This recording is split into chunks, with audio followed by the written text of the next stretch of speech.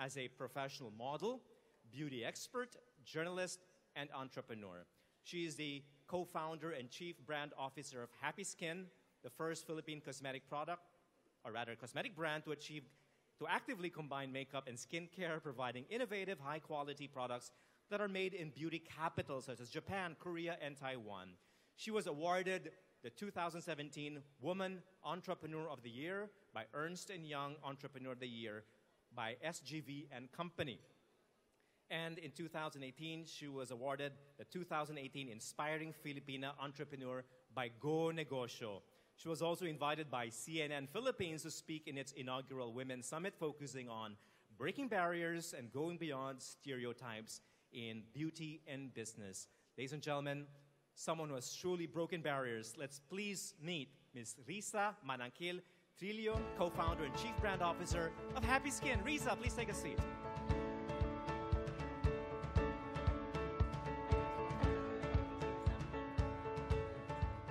Thank you, RISSA. Just take a seat. We'll have our discussion in a short while. Next, and I'm sure he's familiar to you as well, born and raised in Camarines Sur, our next celebrity panelist has competed in various international swimming competitions like the SEA Games, Afro-Asian Games, and Asian Games, just to name a few of these international competitions. Then he moved to Manila to pursue his college education. Eventually, he joined ABS-CBN as a full-time actor, but his journey did not end there. It was during this that he established his own realty company called Skyrocket 88. Then, at the young age of 26, he decided to diversify and invest in the food business. What a brave soul. He opened his first ever PERI-PERI charcoal chicken franchise in Mega Mall in October 2015. He and his partners now have 2 additional branches in UP Town Center and Market. Do you know who I am talking to? Ladies and gentlemen, Mr. Ernest Lorenzo Velasquez Dee. We also know him as Enchong Dee. Enchong.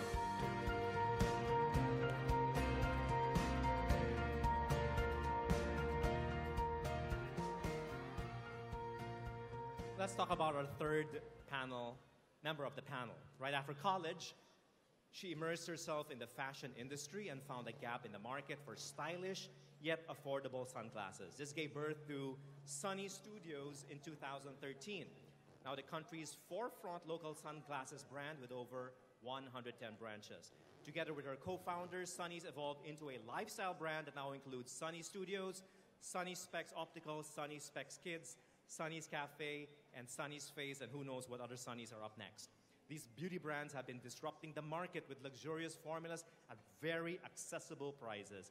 Ladies and gentlemen, let's please welcome the co-founder and operations director of all SUNNIES Concepts, Ms. BEA Soriano Dee. No relation to Enchong Dee, I think, right? All right, welcome to our panel. Let me just say hello to each and every one of them. Enchong, what an honor to meet you guys. All right, so I think first question on my mind at least, because I haven't gotten over the debate yet. To mall or not to mall? Enchong. Steve. Well, for me, to mall. Definitely. Why?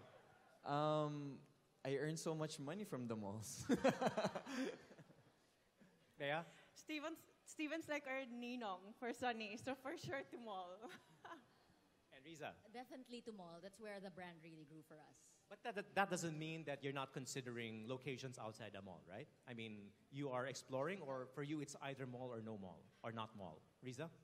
Do you mean physical stores outside the mall? I don't, to be very honest, it was never an option because you want to take advantage of the good foot traffic, the kind of community building that the malls provide. And it's really a relationship with the mall. And we have, for Happy Skin, that's where our brand really grew, and it continues to grow there. Bea, I see SUNNIES all over the malls for sure, but I mean, it's a perfect idea for having a store. The kind of concept would be perfect outside the mall as well. I think the future stores are omni-channel. So I think it's marrying both old world and new world and being in all the channels that you can be in. Enchong, of course, PERI-PERI, it's one of the mainstays in these malls. But why do you think it's something that, apart from, of course, making a lot of money, why do you still feel strongly about sticking to a mall and not venturing outside to a standalone location, like a destination dining thing, for example? Well, just like what Risa said, the foot traffic in the malls, it's incomparable. And at the same time, I'm looking at going outside the mall only if I own the property of where my restaurant's gonna be. So that's the only option. I just want to add also, I think it's different because Happy Skin is a cosmetics brand and it's a kind of product that you want to see, touch, feel, and try. So even if, let's say, we're available in different channels such as online, you know, at the end of the day, a woman will want to try it, feel it, see it, you know, and really enjoy the experience. Even being inside a cosmetic store is a different experience. You know, you can take your time and really enjoy exploring through all the products. Okay, we're done with that. Tapos na tayo dyan, di ba? Move on na tayo sa mall or no mall. Let's ask a question. Let's be honest. Let's ask a question we all want to ask these celebrities and models. What were you thinking, Enchong? Your life was okay. ABS-CBN, teleserye, fame, popularity, money. What inside you? What was inside you that said, "I want to do a mall. I want to get into a business"? Well, Di ako makamove on. Well, for several reasons. Number one, I always remember I used to endorse this fast food chain, and then sabi ko, I felt bad when all of a sudden I'm not as young anymore to endorse the brand. Ouch. So I said, one day I will make my own brand. I will own my own restaurant so that kahit I'm old na, I can still endorse the brand. Because I like it when I prove to people that our product is competitive, it's competent, it's delicious, and I'm such a foodie, so if I put my name on something, I make sure that the customers would like it as well. Number two, showbiz is not forever. Well, as for me, I don't see myself growing old in the business. I don't see myself being puyat at 50 years old, still working in front of the camera. I don't want to be in the bag of the network one day because I don't have much money to sustain my lifestyle. And number three, I'm just so fortunate to be able to be with business partners that I can trust, that I can call as friends, and I like it when I get to use the things that I studied in LaSalle in action. Because in show business, you can only do so much with my brain. I guess. I didn't say that. I'll get back to you on that, Enchong. A lot of questions for you, including why food of all things, no? Because people don't associate you with food; they associate you with other things. But let me ask Bea, the same question. What were you thinking? I mean, yeah, okay. I mean, business is not easy, right? It sounds glamorous. It sounds fun. Every young kid wants to get into the fashion business, produce their own specs and sunglasses. But at what point did you say that it's worth the tough journey? I think the main reason I entered business is because of longevity. I stumbled upon the fashion industry when I was 21. And then there I said, I want to be able to do something in the future, in 10 years, 30 years, 50 years from now. And I wanted to have something that I can call my own. So having ideas and making it come to life was something that was so fulfilling for me. Riza, a lot of celebrities, when they think about getting into business, usually it ends with, I'm an endorser. Especially if you're a model or a beautiful actress. That's as far as it goes. I'm an endorser, I'm a partner, but my partnership is limited to really just being the face of the product. But you went deep into this business, research, development, marketing, the whole gamut. Why? Personally, for me, my measure of success isn't fame or fortune. It's really about, I had this urge that I wanted to make a difference, solve pain points or frustrations people felt. And although I started out as a model and as a beauty columnist, I've always had an entrepreneurial streak growing up. I would sell things during summer, create things. And my 15 years as a beauty columnist, that's where I really got in depth knowledge about the local beauty industry, the cosmetics industry, and I realized there's no makeup brand that really cares for the skin, suits the Filipino skin tone, and suits the the humid weather of the Philippines. And I wanted to be able to address all of that and create that through Happy Skin. Of course, you could have just imported a brand, right? You could have just imported a brand, or you could have just, been a, again, just be the face of a brand. Why was it important to really be at the center of the business? I mean, I've always wanted to have my own makeup brand, but I didn't want just my name on it. I wanted to be part of developing it, really creating it. And although Happy Skin is made in Japan, Korea, and Taiwan, the formula is still unique because we really test everything and work with the different suppliers to create a formula unique to the brand so that it really suits the Filipina skin tone and the weather and what the Filipina really needs. So the biggest hurdle for Filipinas is that they're frustrated that when they wear makeup, they're going to end up breaking out. And we wanted to address this by providing makeup that actually cares for the skin. by the way, at this point, I'd like to encourage you to ask your questions. Let's keep it to business, okay? Walang showbiz questions, walang who are you dating right now. Just business questions, and we'll entertain that. Enchong, let me ask you, there are a lot of celebrities who go into business as partners. But again, on the same line, usually it's a very limited role. Like, they're not trusted to get into the business in terms of the finances, management. It's really more like, the image. It's the image of the business. How far do you go? How far do you want to go in terms of business? I don't know. I really can't tell how far I want to go in terms of business, but I'm very sure that one of my dreams would be considered as a tycoon. When I was younger, I don't know how, I don't know if it's going to be because of show business or whatever business it's going to be, but I know earning $1 million was easy. I just don't know how. So I said to myself, one day I want to be one of those people who makes a lot of difference in our society, not in politics, but in helping out, give jobs, giving opportunities to a lot of people. So I feel like it's not really fame or fortune that you can call yourself a successful person, but if I get to make a difference to one person's life, then I'm happy. I'm successful in that case. Well said. But why food? Why food, and why chicken peri-peri, the brand? I mean, I ask that because you could have done athletic wear, you could have done so many other things that, at least on the surface, people associate with your image in show business. But you really went the other way around. You went with something that would be least expected of you. Why? I feel like it's destiny at the same time.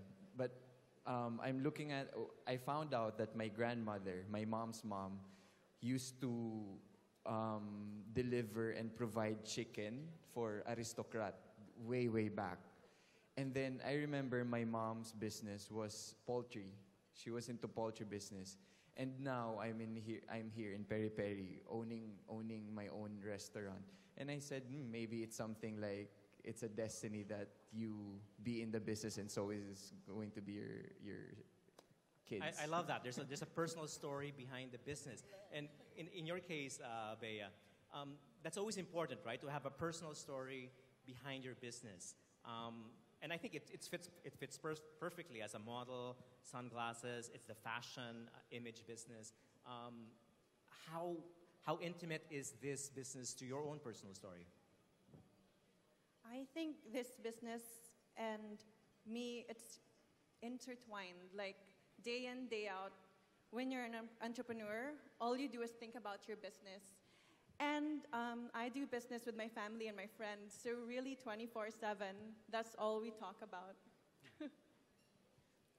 Risa, similar question. It's like there's a tendency for some to get ahead of themselves and get into a business that they don't know anything about or are not even associated with. But because it's lucrative, there's a lot of money to be made, they go ahead with it. Was it deliberate that you chose beauty because that was how you started your career? I think it was more natural because I've been a beauty columnist for over 10 years. I was modeling, so I was really immersed and exposed to all kinds of cosmetics products, right? Whenever we have photo shoots, You would get to try and work with the best makeup artists in the industry. I've tried all the makeup brands, and it was actually during the peak of my modeling career where I felt my skin was at its worst. And I was breaking out so much, and it was a vicious cycle. I would use makeup to look good, but my skin would break out, then I'd use makeup again to cover it. That's why, happy skin stems so much from my own personal pain point that I wanted to address. And you're right, people get into a business, or even, let's say, franchisees, or they inherit money, or they get, and then they suddenly think, oh, I can start a business, just put in the funds, hire a manager, and the business will run. But like Bea said, it's a 24/7 thing, being an entrepreneur. It's on your mind every single time. And I think a lot of people get into their own business thinking, oh, I'm going to be free from the corporate world, and I'm going to have more time. That can be true. You do hold your own time, but at the start, you're really, even weekends, holidays, you're really thinking about your business. And to me, Happy Skin is like my bunso because, you really will do everything for it. Okay, let's get real here. Now we're talking to celebrities, models. I mean, let's get real. Enchong, it helped that you were famous, right? Yeah. If you were not famous, you probably wouldn't be doing this. You wouldn't have no one would approach you, no one would partner with you, or am I wrong? There's a little bit of help, especially when it comes to the marketing part.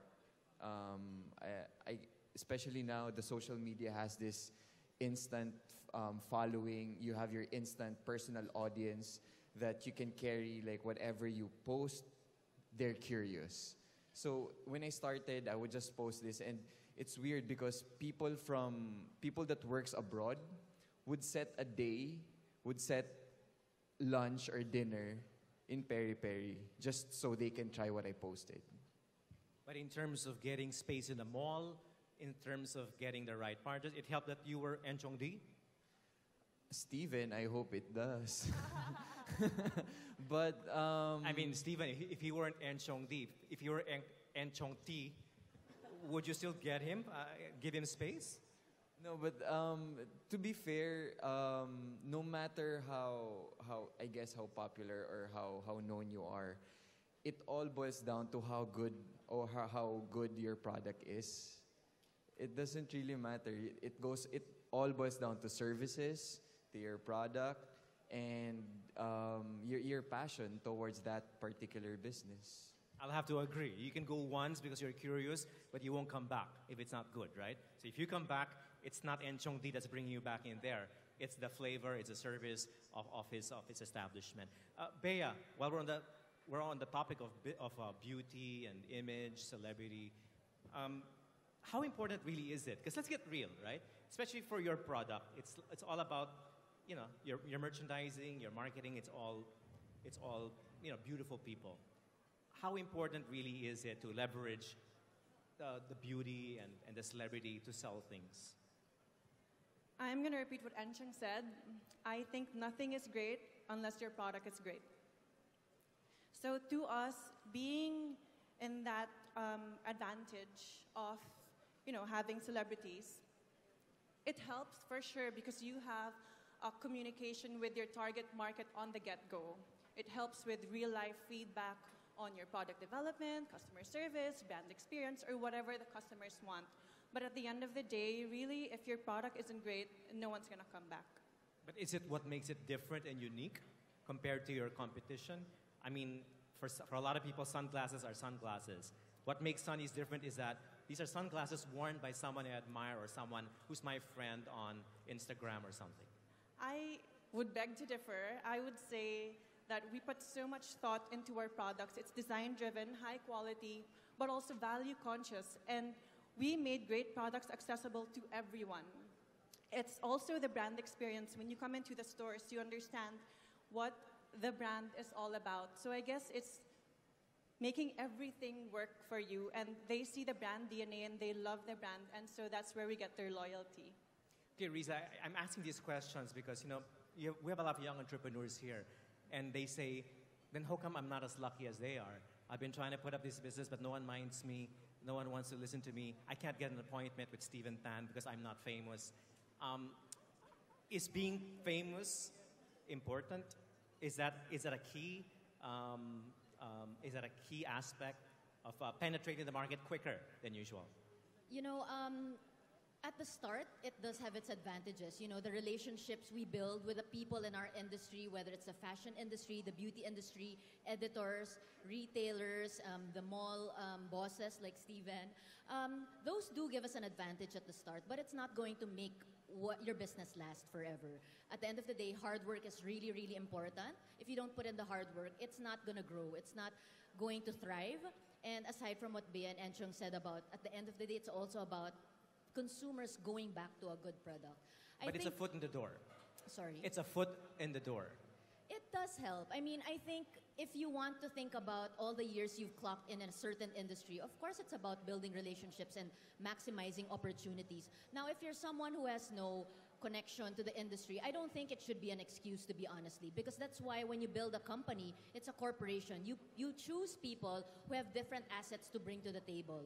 So if you're not the one who's bringing the connections, then partner with someone with, you know, you all have different strengths to bring to the table. So it shouldn't be a hurdle. Let's entertain the questions. I've been ignoring them for the past few minutes. What will you advise people who want to start up a business, put up their own business or franchise business? Okay, we've touched on that a bit, but maybe more specifics, Enchong. The question is, okay, I want to start up a business like you.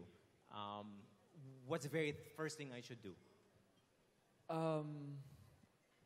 I'll go somewhere different with this one. I always look for business partners that are not my friends. It's Fantastic. easier. That's interesting. Okay. Yeah, it's so much easier. You won't fight. The foundation of eventually your friendship would be the business. So you have this mainstream thinking of, okay, let's develop the business, let's improve the business. There's no emotions involved, which is so much better. You had a big smile on your face, Bea. I think our next debate topic will be to business with friends or not friends. Next year. Just wait. Just kidding. Family or friends, right? Well, to answer your thoughts on that, just quickly before we go to another one. For the question. That question I asked about friends as partners, because I think they're your friends, right? Not only am I business partners with my friends, but with my husband as well. And what's that like? I think the number one advantage is honesty. So I can tell you straight on what I want, and I know that you can understand me without any miscommunication.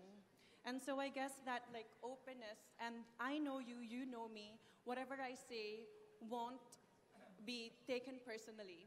And I think that's how we're working as partners, honesty. Okay. Risa, I have to ask you the same question because it's really important, right? When people ask you to be partners, are you asking yourself, is it just because I'm famous, or is it just because I have a foot in the door? How do you choose your partners?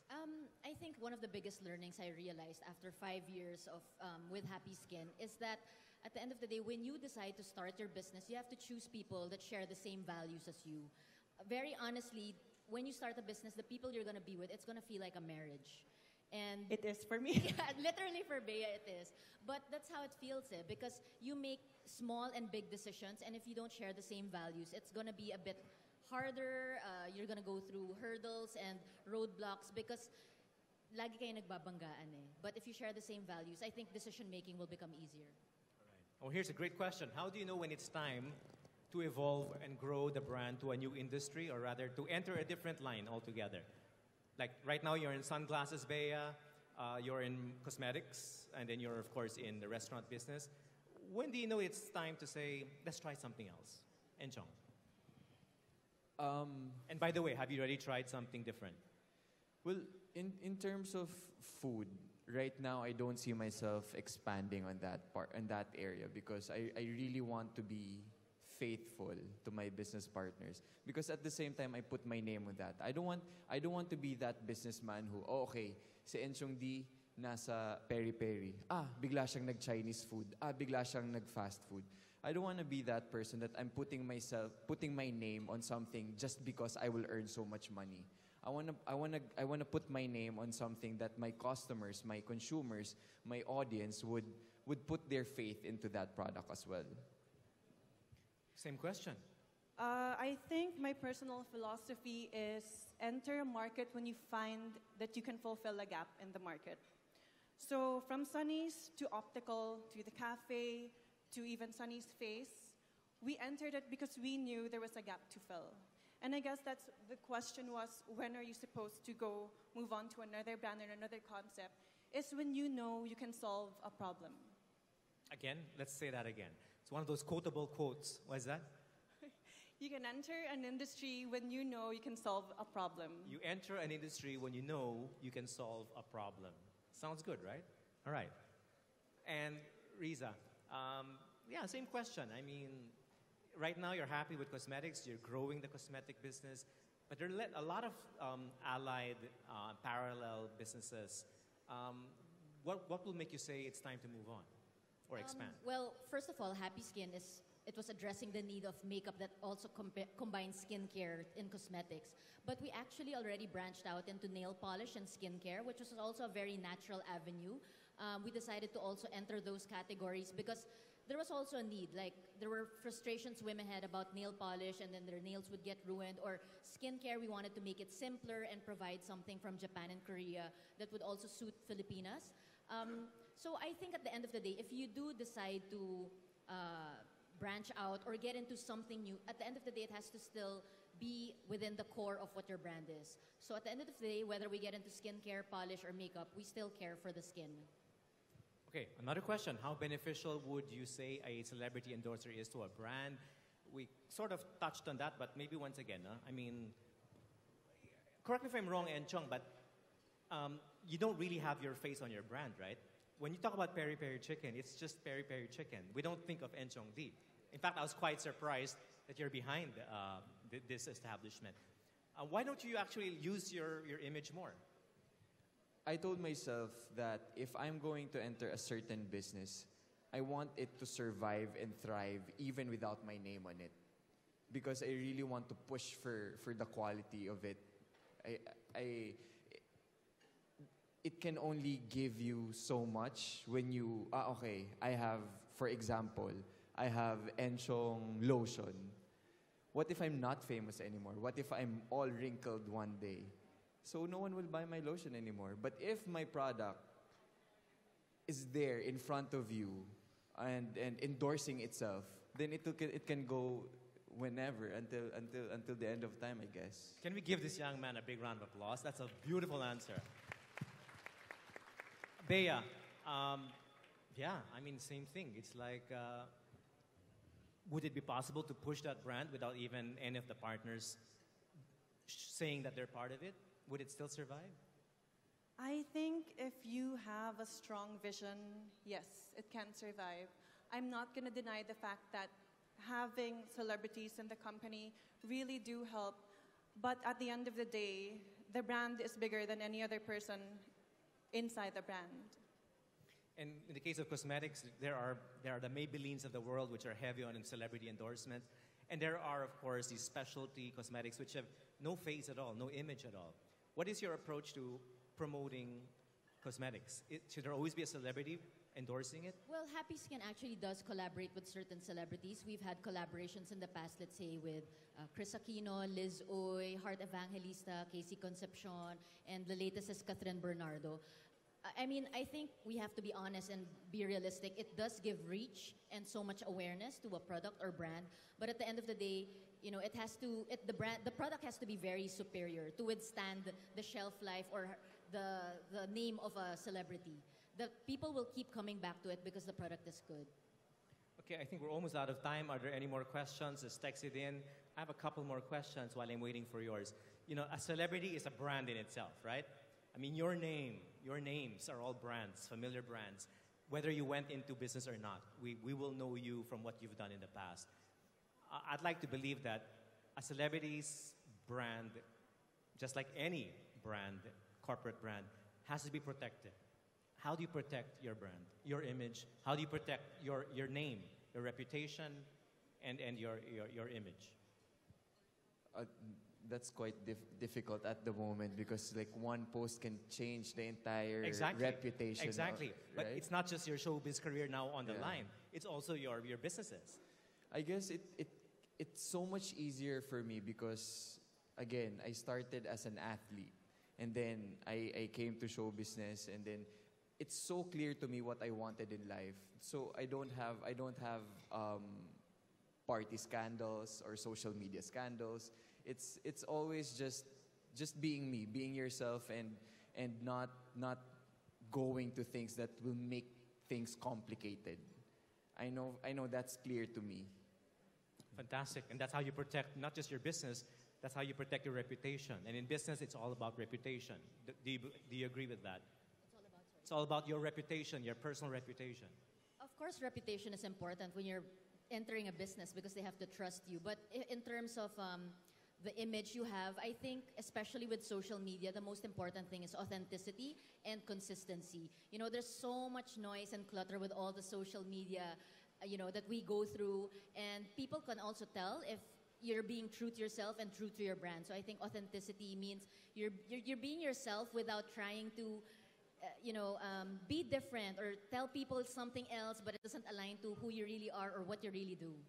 And finally, Bea, I mean, the downside of celebrity is the bashing and the unrealistic standards that people have of you. How do you deal with that? Because you're not just carrying your name, your family name, you're carrying your business as well. I think I'm at the other end of the spectrum. Our company has had social media scandals, but we learned from it. We learned that, okay, this is not just in the Philippines, it's in a global point of view. And we learn from our mistakes, and we're very respectful of others. I think it's really just important to open your eyes that, it's a global perspective, and you have to respect each and everybody's culture. Okay, they're gonna kill me because we're over time, but final statements, because, hey, come on. These people are very busy. We've invited them here. Let's hear some final word that they'd like to share with our audience. Our young entrepreneurs. Anything else you want to say? Enchong? Let's close it for the ladies. Yeah. Well, thank you very much for inviting us. We were talking about it a while ago because this is so much different from the crowd that we used to see. And, Alam mo lang, di ba? Mamaya. So yes, and we don't mind sharing our stories every now and then if we have this beautiful and wonderful ears to share with. Thank you. Oh, may collective awe from the crowd. Thank you very Try much. PERI-PERI. May free sample ba? Wala. Okay, let's give them a big round of applause, guys. RISSA Mananquil-TRILLO, BEA Soriano Dee, and no relation, right, to ENCHONG Dee. No relation. And ENCHONG Dee. Thank you so much, guys. Stay where you are, because we have something to give you. Thank you very much. We'd like to request our distinguished panelists to please remain seated. We'll now request our moderator, Mr. CELDRAN, to please come forward as we call on the following officers to join him on stage for the presentation of our plaques of appreciation. Let's welcome on stage Mr. Alan Escalona, Mr. Richard Sands, Mr. Chris Lim, Ms. Debbie Rodolfo, and Mr. Fred Moreno.